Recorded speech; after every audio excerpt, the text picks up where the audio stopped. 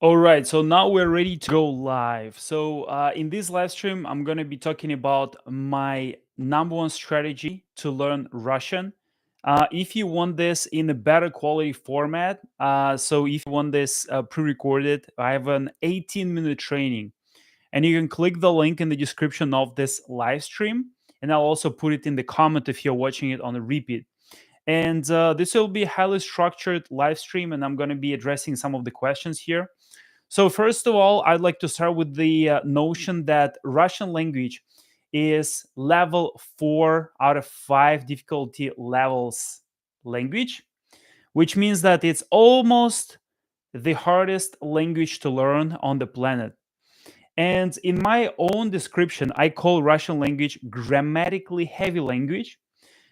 In my personal experience learning different languages, I find that, for example, languages like Chinese is a vocabulary heavy language, and language like Korean is grammatically heavy language. That's why people think Korean is easy because Korean has alphabet, but Korean has extremely complex grammar structure, which is even harder than Japanese. And people think that Korean is easier than Japanese and Chinese just because of those language, just because those languages have characters.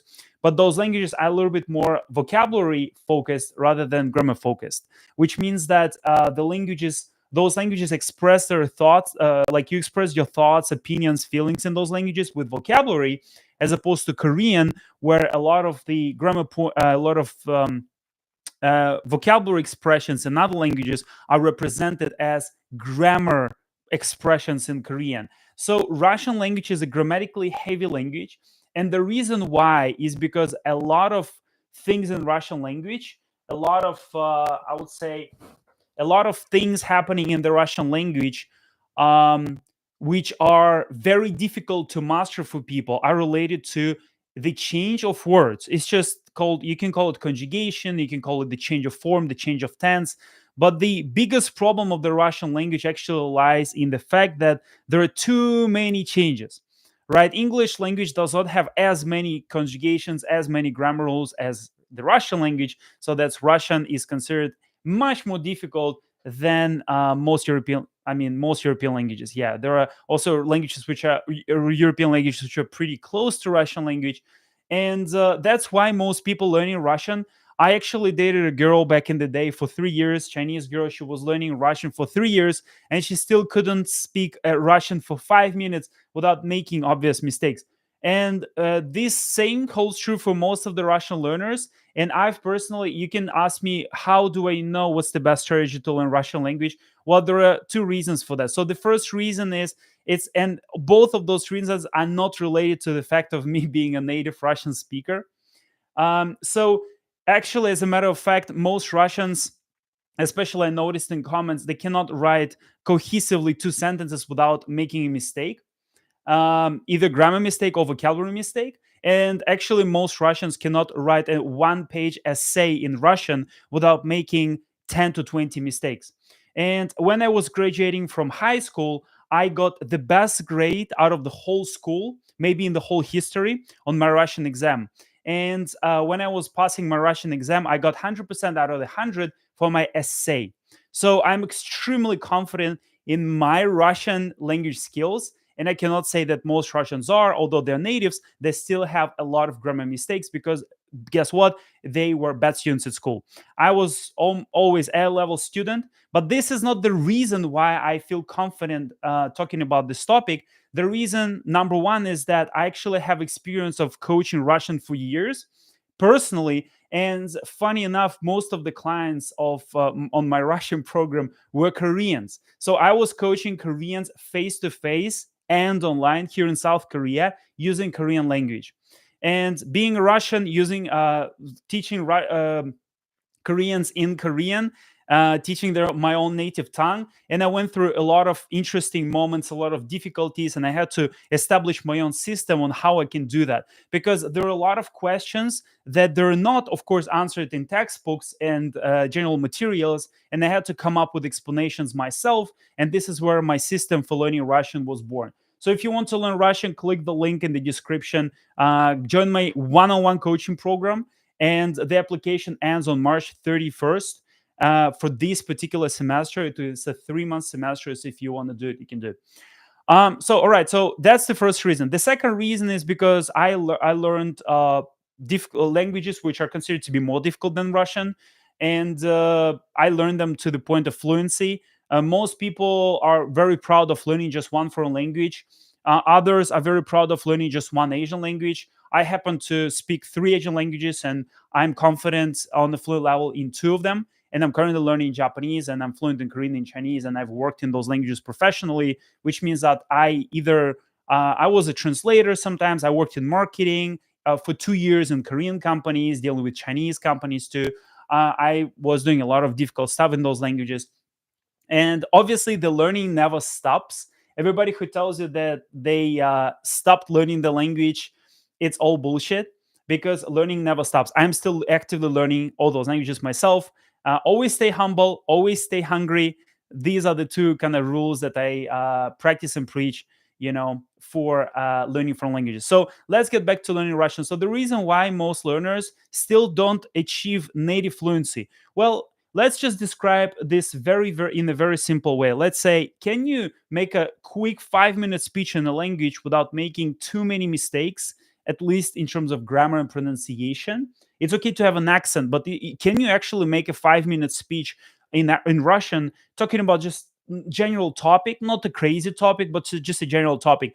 And how many times would you get corrected if you would be corrected by a professional Russian teacher? So that's the question that I want you to ask. That's kind of a test whether where you want to be or where you don't want to be. So the reason why most people don't master Russian on a native level is because there are two reasons for that. So the first reason is they either underestimate or they're actually don't spend enough time on theoretical knowledge. And again, you can watch that seminar that I did, the training that I recorded. It's an 18-minute training. Check it out. Click the link down below here under the description of this video. It's 18 minutes, same background, same me. So I'm just talking about it. If you want to just jump right into it, you can. It's a two-step system. But in this live stream, I'm talking about it in the more detail, right? So the first reason is because theory matters. Even Russian people themselves, I can even maybe spot some mistakes here, like in the chat. Let me just look at it. Okay. Somebody said 10 mistakes, and it's even normal for Russians. I kid you not, guys. Russian is so complex that people don't like Russians themselves. They make a lot of mistakes when writing. Even me, like I haven't been writing like long essays in Russian for a long time.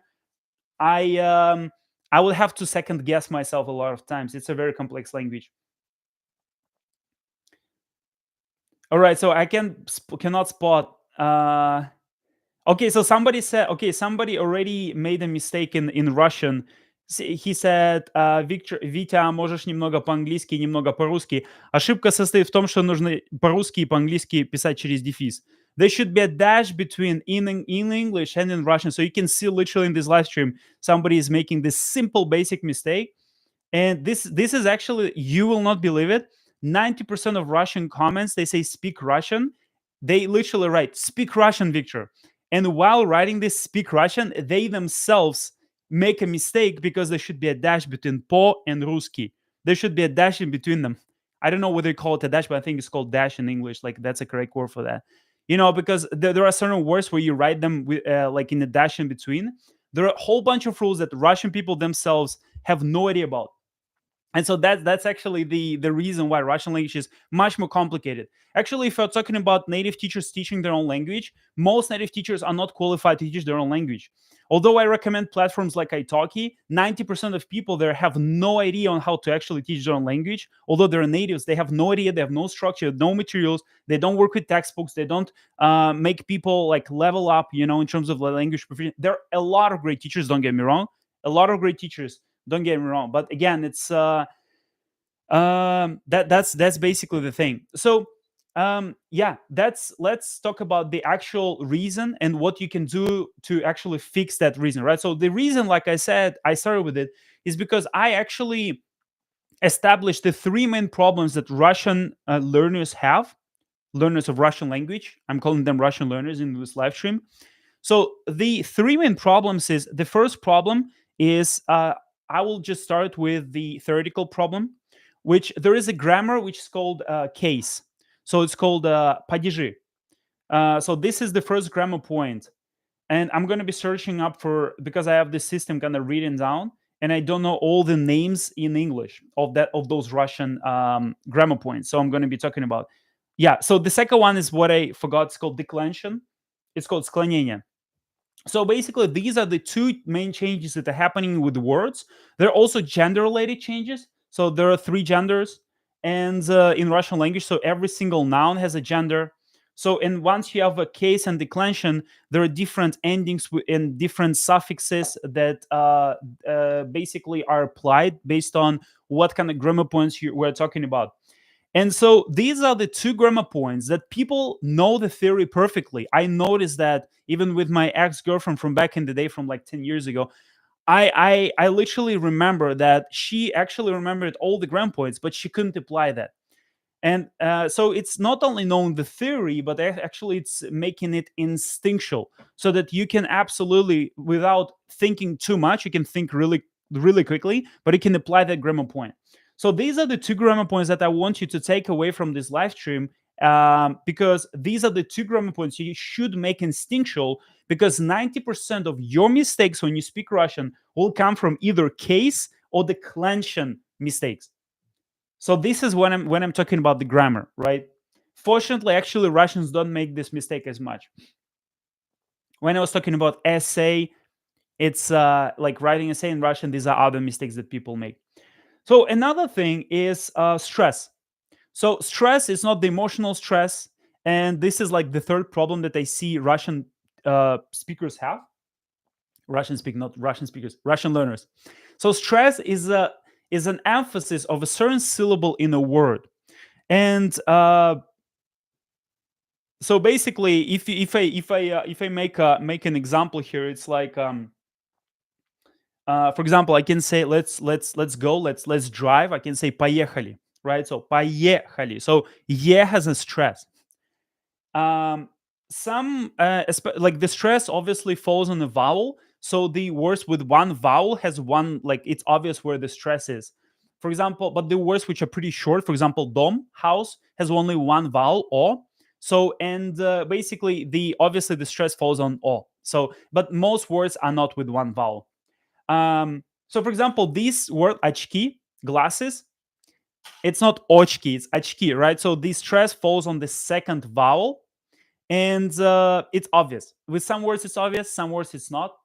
And basically a lot of people, a lot of Russian learners, they make a mistake in stress when they speak. They might be speaking, let's say 60% right, but then 40% will have some weird things. There's also the bonus mistake, which I call, like, this is elite level stuff now. Like this is elite level, like this one, if teacher actually teaches you this thing that I'm going to be talking about now, this is what I call like the best level, like the highest level of coaching. A lot of Russian, as you'll see in Korean and alphabet-based languages, and maybe French especially, it's not spoken and it does not sound as it's written. So the writing form of a word is kind of different from the spoken form in a lot of cases. And especially there is a thing, there are like different cases with that, but there is a letter O in Russian, it's like O in English, like O, and there is a letter A. In a lot of cases, when people speak, when Russian learners try to speak Russian, they say O instead of A because it's written like O. For example, just the word that I just said from before, I say поехали, which means let's drive, let's go, right? But if you look at the writing of this word, it's written like this, поехали, which means that it starts with the first vowel is O, but it's pronounced as A. So the written form is поехали, and the spoken form is поехали. So it's A. It's pure A. It's not even relaxed O, or it's not something in between O and A. It's literally pure A. And a lot of Russian speakers, they have an accent which comes from a lot of things, but some of the things that I spotted, I think these are like kind of the main things. Of course, there are, like, for example, French speakers, they have like certain sounds that they have hard time pronouncing. These are just things which are obvious and they can be fixed with a good teacher, right, and coach. But there are a couple things, like for example, letter O when it should be pronounced as A. I think 99.9% of Russian teachers, if you go to italki, any kind of platform, nobody will correct you that. If you say поехали, or you'll say it with the wrong stress, you'll say поехали, something like this, instead of поехали. It will be a wrong pronunciation, and they will not correct you on two things: wrong stress, wrong emphasis on the syllable, and wrong pronunciation, especially OA pronunciation. So this is the top level stuff. If you want to speak Russian like a Russian, if you want to get the best corrections, check out my coaching program. Click the link below. Find alternative. Click the link below. At least watch my 18-minute training. But I'm going to be proceeding talking about it. You can replicate it by yourself. So it's extremely hard to do, but I mean, you can try if you want. So at least you should know where the problem is coming from, right? The problem with Russian comes from, first of all, like I said, lack of theoretical knowledge of those things that I've just mentioned. I mentioned what? I mentioned 4 problems. Let's talk about again 4 problems. The first problem is case. In Russian, this ground point is called падежи. The second one is склонение, declension. Everybody says, I know them. You know them. You make mistakes still when you speak, okay? So knowing and actually internalizing, these are different things. It's like being book smart versus street smart. I don't care if you can, like, if you know the theory, but when you speak, you make the same mistake in the same ground point, right? So most people do that, right? So stress on the syllable is the third ground point. The third, I would say, this one is already like pronunciation point, and the fourth one is a lot of different pronunciation things, but it's like a problem when you have these letters, and there are a lot of words which are written with o, but they should be pronounced as a. So a lot of, and so yeah, and this brings me to the next point. So the next point is basically, it's called feedback loops, right? So feedback loops is when you should get a feedback when you make a mistake. So in this case, I want you to really, like, for the homework of this live stream, I'll give you the homework, which is called read a book, right? Like read a smart book. And the book is called Bounce: The Myth of Talent and the Power of Practice by Matthew C.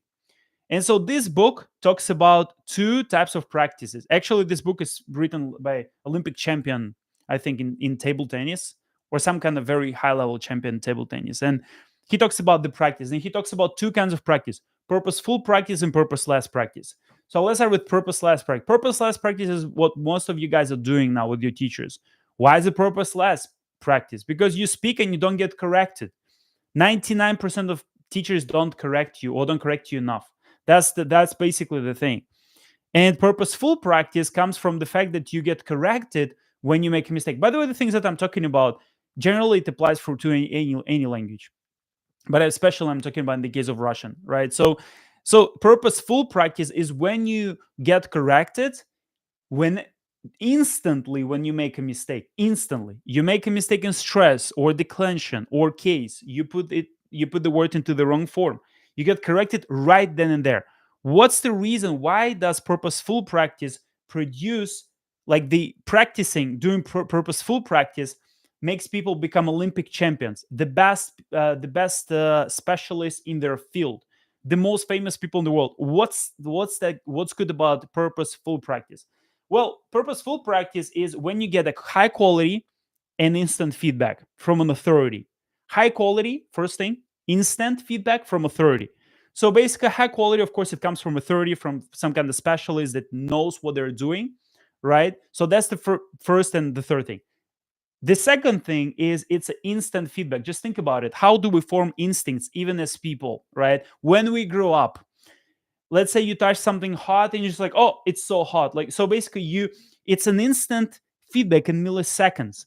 And next time you will not touch that thing because you know it's hot or something else. For example, you try to do it and there is instant feedback from real life world. And so this is how, if our body is built in a way that it reacts to something hot or cold after like 5 minutes, we will not be able to survive. Our hand, if we touch something hot, and if we keep the hand there without feeling anything for 5 minutes, we would already be dead. That's the thing, right? So basically, the most important thing you need to understand is any kind of purposeful practice and any kind of skill should be mastered with purposeful practice, which is based on instant feedback. Practically speaking, whenever you make a mistake in udarение, whenever you make a mistake in all those grammar points and other grammar points, there are also other grammar points, you need to be corrected instantaneously on the same spot, on the spot, corrected on the same. This is how I coach my teachers. This is how my teachers teach, especially in Russian, especially in Chinese. As soon as you make a mistake, you get stopped, stop, and you get corrected. It's a painful process, but it's like a purpose. It's actually like a game. It's kind of fun at some point where if you actually perceive it in a good way. But once you start doing that, what you'll realize is that you'll form a feeling, which is also kind of different from just theoretical knowledge. You'll form a feeling. In Chinese, there is a word called yugan, which is called the feeling of the language. And so it's called the feeling of the language, right? So in Chinese, it's called yugan. And the feeling of the language comes from the fact that you feel whether some word or some form or some conjugation, some grammar point or pronunciation is right or wrong just because you feel it. And this feeling, in most cases or in all cases, it's a correct feeling. And how do you get this feeling? From massive exposure, of course. You need to be exposed to the language massively. Check out my interview with Matt versus Japan about the input method. This is where it comes from. And you also get corrected. But guess what? Massive exposure takes like 5 years to get like to master the language, probably, if you do it like for 8 hours a day. But if you do like feedback loops, you can become extremely confident and close to perfect in a very short period of time. Fluency, I always say fluency takes years, but you don't have to wait for years until you start speaking with correct sentences, correct pronunciation, impressing people, making friends, going on dates, and it can be done in months. So that's basically the topic of today's live stream. So I'm already 20 minutes in, and I'll take a couple questions from the audience. Funny enough, I see a lot of Russian people here. So that's kind of funny. So for those of you who want to practice Russian, you can practice in the chat here. But I'll take a couple questions, but I normally will take questions about either Russian learning or language learning in general. And yeah, and I'll block a couple people who don't behave well if I see. Because I'll see in the chat some people are, I don't know, but I think the people here are pretty good. So, all right. So these are the things. So to wrap it up, what I'm going to be basically wrapping up with is the process, right? So the first thing out here on my phone. So the first thing is theoretical knowledge. This is what you need to do, right? So you focus on case, declension, and stress, and OA differences in pronunciation, and you eliminate like 90% of your mistakes, 90% of your accent, right? This is how you do it. The first one. Second thing, how you do it. This is what you do. Second thing is how you do it. How you do it is called feedback loops. So you get a teacher or coach who can work with you, especially one-on-one is the best, who can work with you, one-on-one, and who can correct every single mistake that you have. You can do it by yourself. You can replicate the process by yourself using what I've just shared. Or you can click the link down below. First of all, watch my 18-minute training. If everything makes sense for you, you can rewatch this live stream. You can hop on the call with Brianna, and you can you can join my Russian coaching program, where the application ends till March 31st. And then we're going to be starting with another language in April. So that's why. We're going to be closing it on March 31st. You can check it out if it makes sense for you. If not, I mean, it's all good. If yes, you can either enroll or you can try to replicate by yourself. You know, there are also people, I gave them advice like a couple years ago on how to learn languages. They used the advice. Some people bought my digital courses, they liked it, and they enrolled to my coaching. These days, I can actually see more and more people going through my digital courses and enrolling to my coaching. Or I can see people from like 2 years ago who used my advice, it worked for them, and they just realize how legitimate it is. So everything that I'm recommending, guys, I practice myself, and I wasted time before that, right? So I was trying to only self-learn the language. Self-learning only works in the system if you're already enrolled into some kind of classes, programs. I recommend everything. So, all right, let me take a couple questions from the audience here, and I'm going to be wrapping up. But it feels like this was pretty dense. Like, I mean, there was a lot of content I just shared, like a lot of content. Just think about it.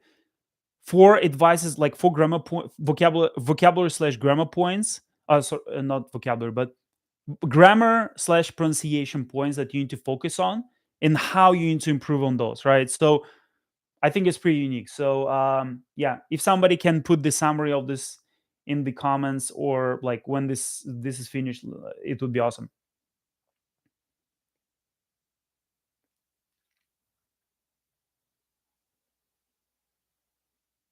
I see only Russian comments for now. All right, so I don't see a great question here, but that's it was a great. Thank you so much for joining, guys, and yeah, I'll see you next time.